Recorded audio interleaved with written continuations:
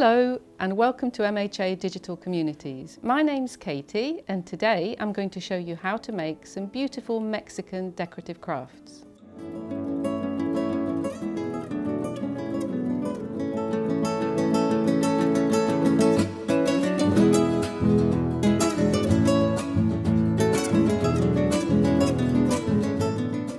Today we're going to be making something called an Ojo De Dios, which means Eye of God in Spanish.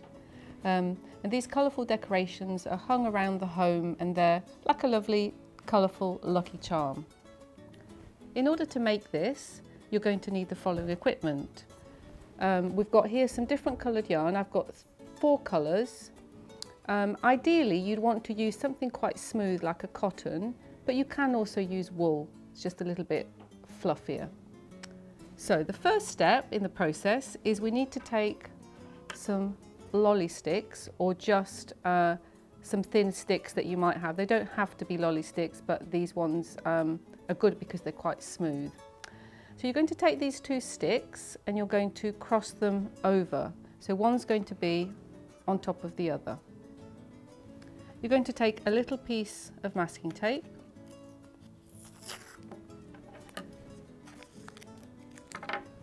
And I usually just cut that in half, so I've just got 2 really thin pieces.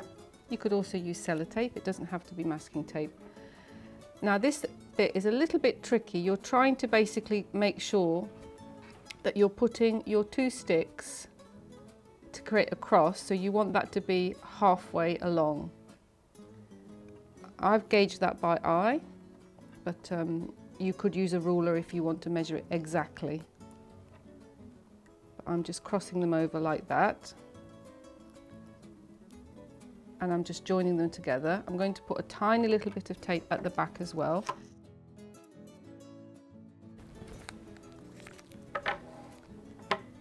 The thread or the wool that we're going to be using will be what joins them together fully, so this is really just to get them in the right position to start off, like that.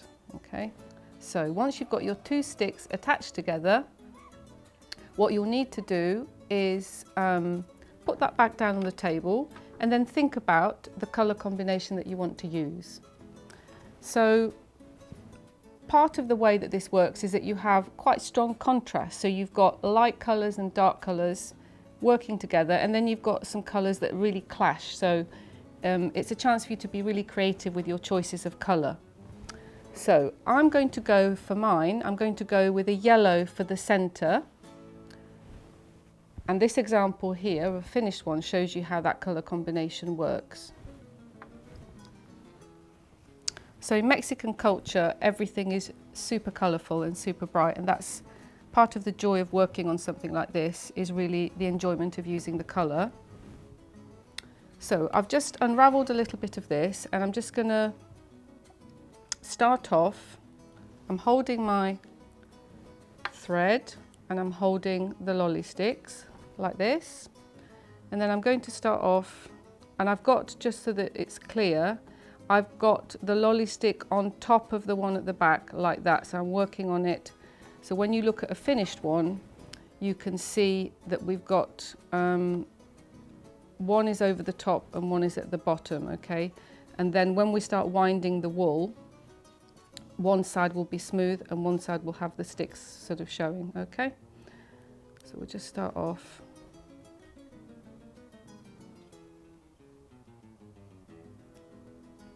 Right, so I'm going to make 1 loop around the stick, and I'm going to go around each one. So I'm going underneath and over, and then moving to the next one. Underneath and over, and then going to the next one. So it's going round each stick to start with. So, so now that we've just done a couple of rounds each stick, just to cover up this little centre piece, I like to just go diagonally across a couple of times in one direction, and then diagonally across a couple of times in the other direction, like that. So we've just got that centre covered. Okay, and then we're going to start to build up the thread. So we're going to, at this point now, we want to be going from one stick to the next and reaching across. So, right, so we're going to go, right, so you go round the stick and over, round the stick and over, round the stick and over, round the stick and over, round the stick and over. So notice that as I'm going round the stick, I'm pulling it over the top of the next stick, over the top of the next stick, and you'll see the weave, as I'm calling it, starting to build up. And if you've done things like knitting or crocheting, you'll probably find this really easy. I haven't done those things, so I have to take my time and really concentrate with this.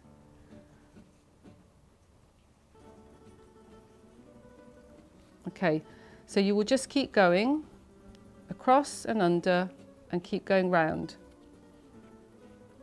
You want to keep quite a good tension, so pull the thread quite tight as you're going across so that it keeps the diamond shape going. If it's too loose, it will sort of, the edge won't be as good. So we just keep going with this. So, so you'll keep going round, so it's over and under, keep the tension nice and taut. And just keep going until you've got probably about just over 1 centimetre of that central colour. Obviously you could go much bigger, it's really up to you how you want to structure your design.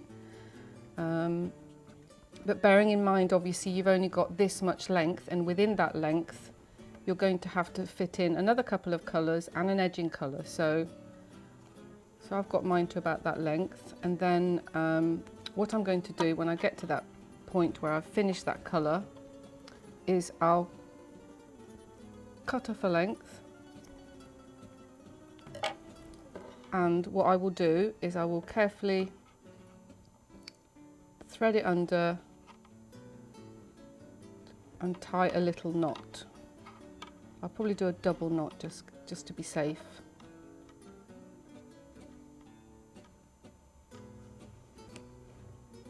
Okay, so that's fine, and you can see the difference between the back now and the front. The front is relatively flat, and the back you can see the workings of it.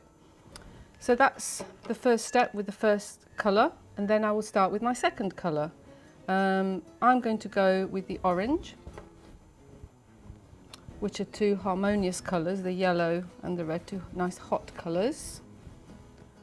And then I will start the same process again. I'll just leave that, if that back thread, oh, that's not too tight. If that back thread is floating around, you can always just cut it off. Start with a new colour.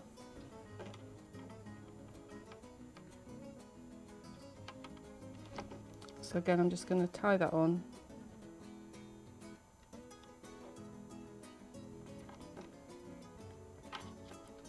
Bit of a double knot.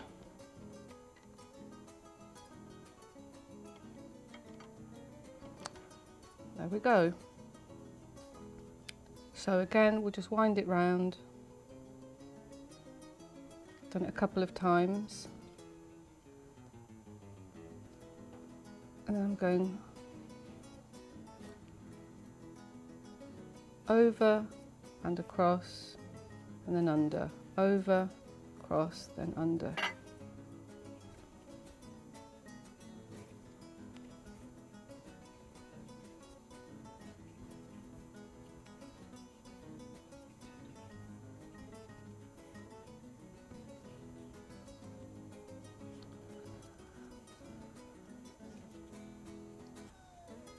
If you go to Mexico, you often see people selling all these different crafts, so you actually see them making these.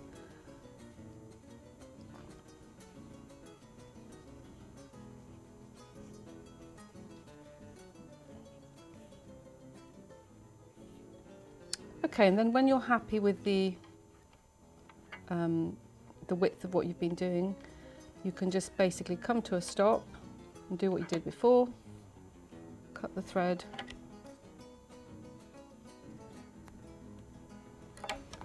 and tie it in a little knot. Oops.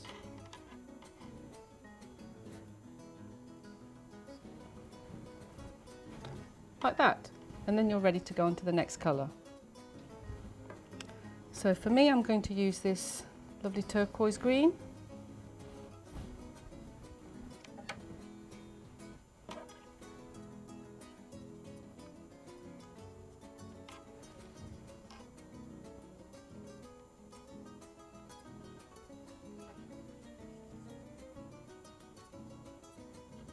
Wind it round a couple of times. Go across and under, across and under.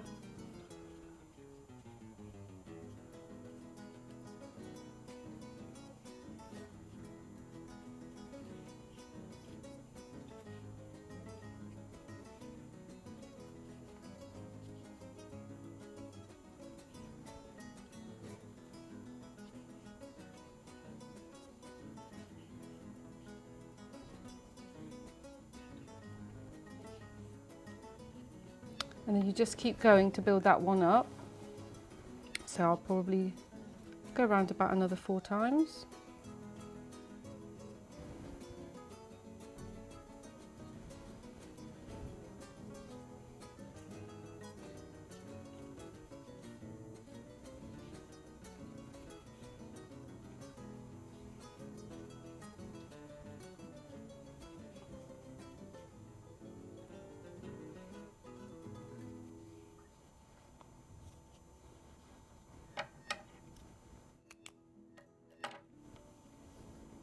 And when you've got the amount you need, you just securely tie the back in a little knot. Don't worry about these loose threads. We can use some of those to hang it with later, or we can just cut those off.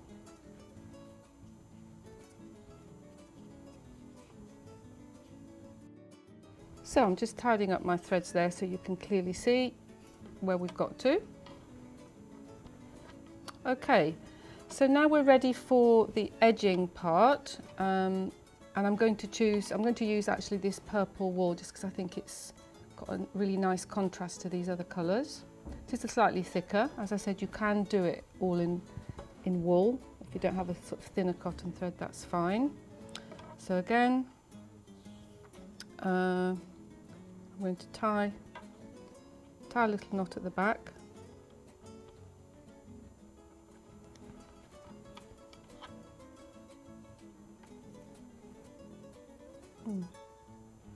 But I'm actually going to cut that bit off because it's melding in with the others. Cut that bit off.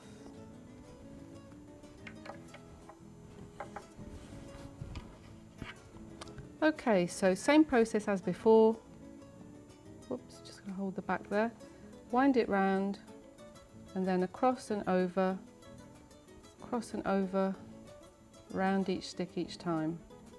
So by the time you get to this point, you should be feeling quite confident with just moving it around. If your hand gets tired, you can just sort of just rest your hand rather than hold it up like that.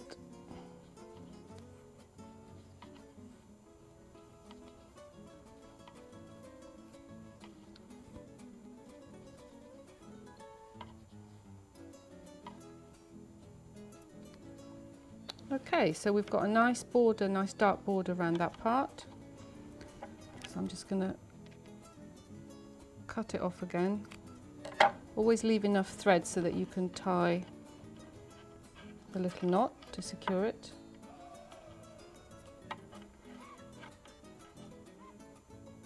It's quite fiddly doing these small knots, so just take your time. Get that done. Okay, so there we have the basic shape, and now what I'm going to show you how to do is the next step, which is making these little tiny little pom-poms. In order to do that, we're going to use a fork, which is a really handy little piece of equipment to learn to use to make these pom-poms. So we're going to use the fork, and I'm going to use the wool because it fluffs up nicely. So you take the fork, hold on to the end of the wool and then wrap it round where the prongs of the fork are, and I'm just going to basically again just tie one small little knot, nice and tight, to attach it to the fork, like so. And then I'm going to hold the fork like that, and I'm going to wind the wool round.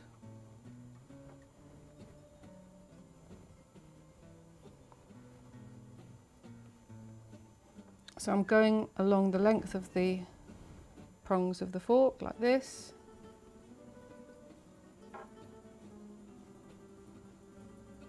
And I would say you probably need to wind it round about 20 times. Whoops, it's come undone a little bit. Just, whoops, keep going.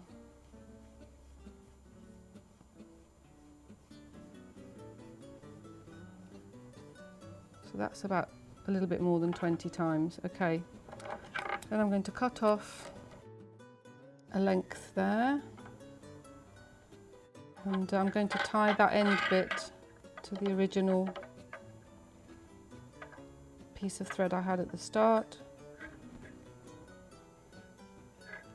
like that. So you've got a wrapped fork, a bit like spaghetti but not spaghetti. Okay, then I'm going to take another piece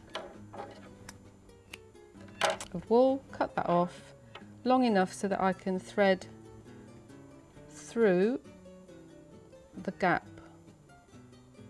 like that.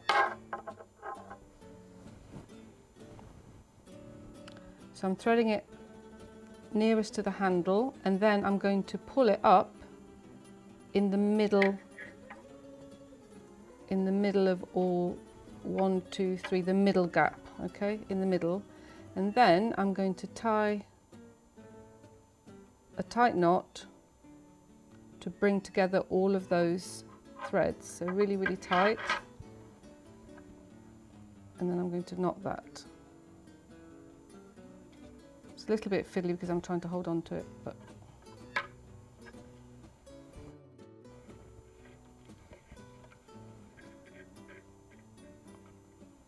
you can just let go and just pull it tight when you finally thread it like that.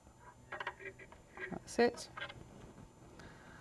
Okay, so now I've got my thread wrapped around the fork, tied in the middle, and that's going to be secure for me to then gently pull it off. When you pull it off, you'll have a little gap at each end. So with your scissors then, you can go into the gap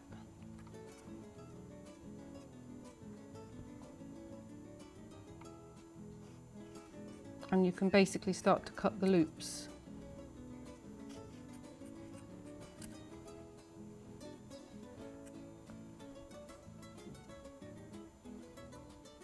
Until you've gone all the way around.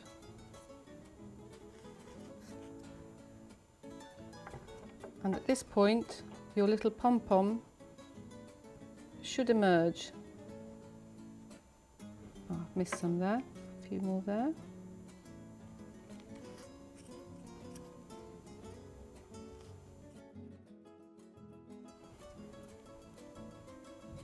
If there are some bits that look uneven, like there's that loop there, I'm just going to cut that off, give it a little trim. There are obviously lots of ways of making pom-poms, but I think that this way is nice and easy, and it works quite well for making a really small, neat little pom-pom. Okay, so from doing that, I'm just going to clear away these threads. So from having made the pom-pom, we'll go back to our base, and then you've got to find a way to attach the pom-pom to the sticks. So because you've already got some threads dangling from when you tied it, a good way to do that would be to just place the pom-pom at the top of the stick, lay the threads along where it sits, take a little piece of masking tape,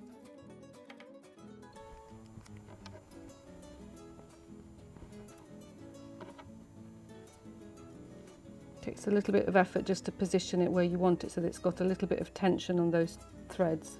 Then I'm going to use my masking tape to basically stick it on like that. Obviously I've got some pieces of wool here that I can use, that I can wind round, and that covers up the masking tape effect. But I'm going to add a little bit more as well.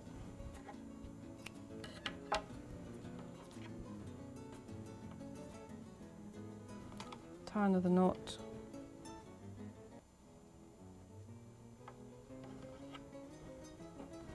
Just give it another go round, just to make that nice and secure.